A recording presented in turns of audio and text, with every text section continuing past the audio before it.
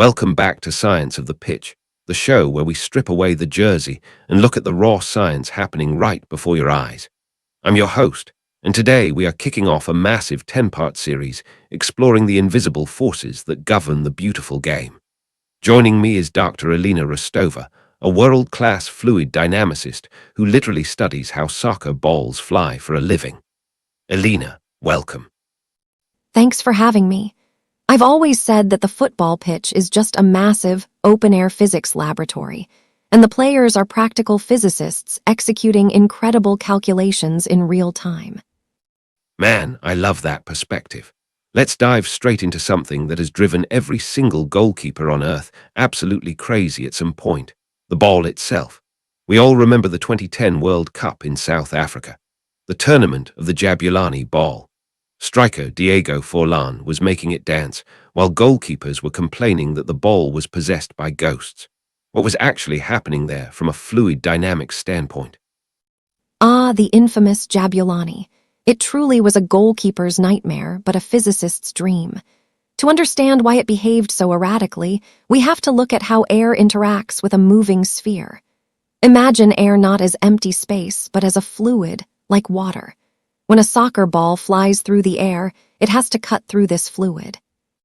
Okay, so the air is like a thick soup the ball is pushing through. Exactly. Now, as the ball moves, a very thin layer of air sticks to its surface. We call this the boundary layer. If a ball is perfectly smooth, like a giant marble, that boundary layer of air detaches very early as it flows around the ball, creating a massive, chaotic pocket of low pressure directly behind it. That pocket acts like a parachute, dragging the ball back. We call this surface drag. So a perfectly smooth ball is actually bad for flight. It gets held back by its own shadow of chaotic air. Precisely. And this is where ball design comes in. Traditional soccer balls have 32 panels with deep stitching. Those stitches act as turbulators. They deliberately trip the air, turning that smooth boundary layer into a tiny, turbulent layer. Counterintuitively, this turbulent air hugs the curve of the ball longer before detaching, shrinking the low-pressure pocket behind it.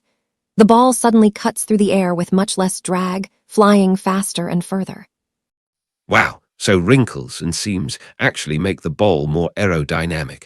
But what went wrong with the Jabulani? The Jabulani only had 8 panels, and the seams were much shallower and smoother.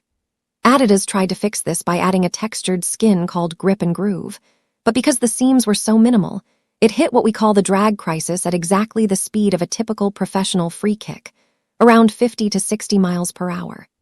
At that specific speed, the airflow around the ball would unpredictably switch from smooth to turbulent mid-flight, making its trajectory violently erratic. That explains why keepers looked like they were trying to catch a greased pig. It would literally change its aerodynamic profile while it was halfway to the net. Exactly. It created the ultimate knuckleball effect. Now, let's talk about the knuckleball versus a classic curved free kick. Because when you see someone like Andrea Pirlo or Cristiano Ronaldo strike a knuckleball, the ball has almost zero spin, right? Why does zero spin cause it to wobble? Think about the asymmetry of the ball. Even on a modern textured ball, you have panels and seams. If the ball is spinning, those seams blur together from the air's perspective, creating a relatively symmetrical surface. But if you hit the ball with absolutely zero spin, those static seams present an asymmetrical obstacle to the oncoming air fluid. As the air rushes over a seam on the left, it might detach early. A millisecond later, air rushing over a seam on the right detaches later.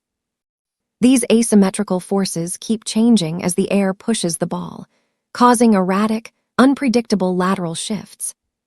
So without spin to stabilize it, the ball is entirely at the mercy of random air currents pushing against its stitches. Yes, the air forces acting on a non-spinning ball are highly unstable. It will literally dip, dive, or dart sideways based on minor aerodynamic imperfections. Unbelievable.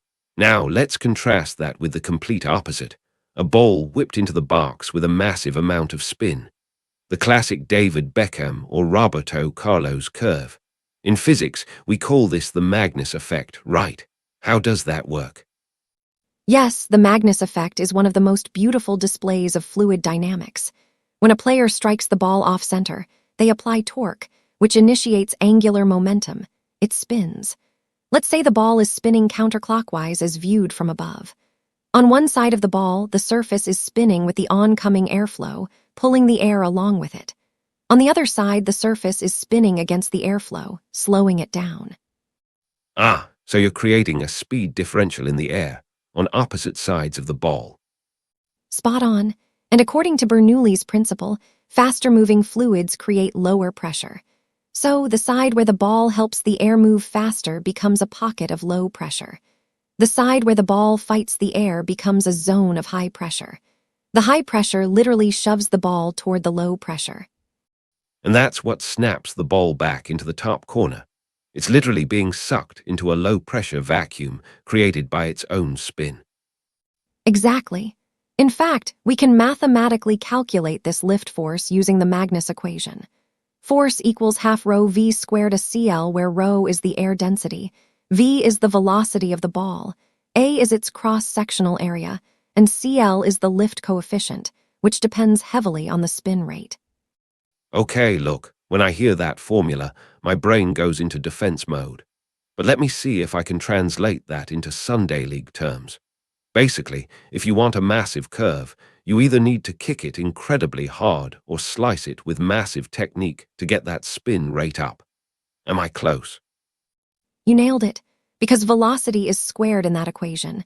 Doubling the speed of your shot doesn't just double the curving force, it quadruples it.